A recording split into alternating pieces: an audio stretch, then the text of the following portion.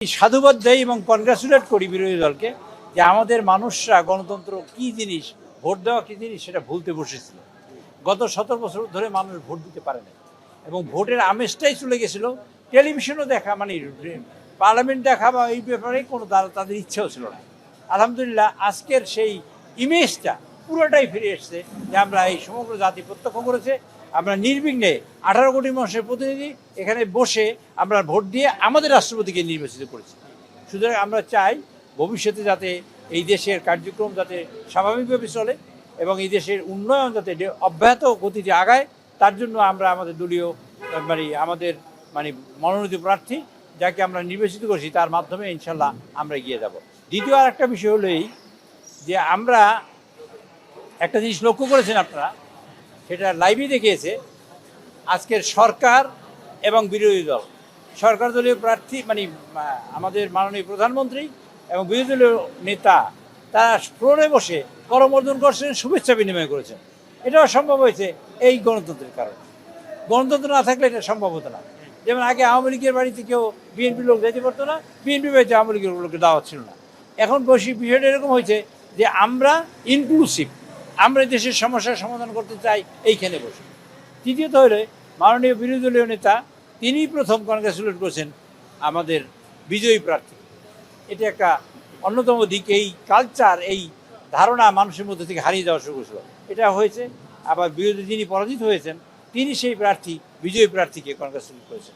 কাজে এই কালচারগুলো আমাদের মধ্যে যদি আসে আমাদের একটা গণতান্ত্রিক পরিবেশ তৈরি হবে। আমরা চাই একটা স্মুথ ট্রানজিশন, ভবিষ্যতে একটা সরকারি স্মুথ ট্রানজিশন হোক, যাকে মানুষ পছন্দ করবে তাকে ভোট দিয়ে ক্ষমতায় বসাক।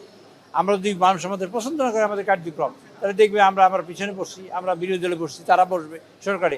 এইভাবে হতে থাকলে দেশের উন্নয়ন হবে। আপনার সন্তান লেখাপড়া শেখার সুযোগ পাবে, আপনার আব্বা আম্মা চিকিৎসার সুযোগ পাবে, আপনার স্ত্রী পুত্র পরিজন খেয়ে পড়ে বেঁচে থাকার সুযোগ পাবে এবং আপনি কর্মযজ্ঞের অংশীদার হওয়ার জন্য দেশকে বিনির্মাণ এবং আপনি কার্যক্রম করার আপনিও সুযোগ পাবেন। আমরা সবাই ভালো থাকবো। সংবিধান সংশোধন করা যায়নি এই কারণে আপনাদের বলি, প্রফেসর ইউনুস আহমেদ, আপনারা তার নাম শুনেছেন নিশ্চয়ই, তাই না?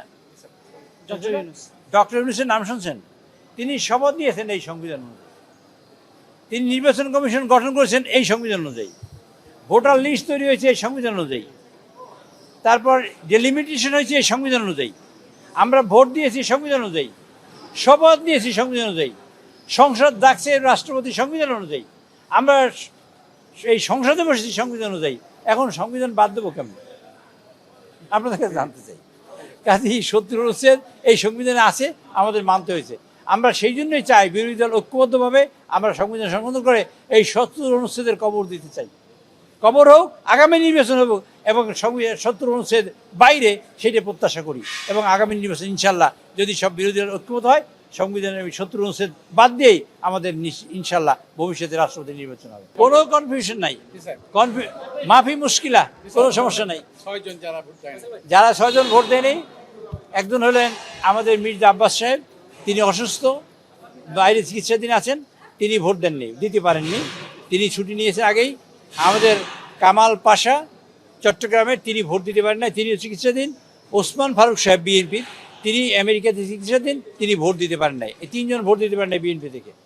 আব্দুল হান্নান, তিনি ভোট দিতে পারেন নাই, তিনি ইসলামী আন্দোলনের খেলাফত মজলিসের একজন সদস্য, তিনি ভোট দেন নেই।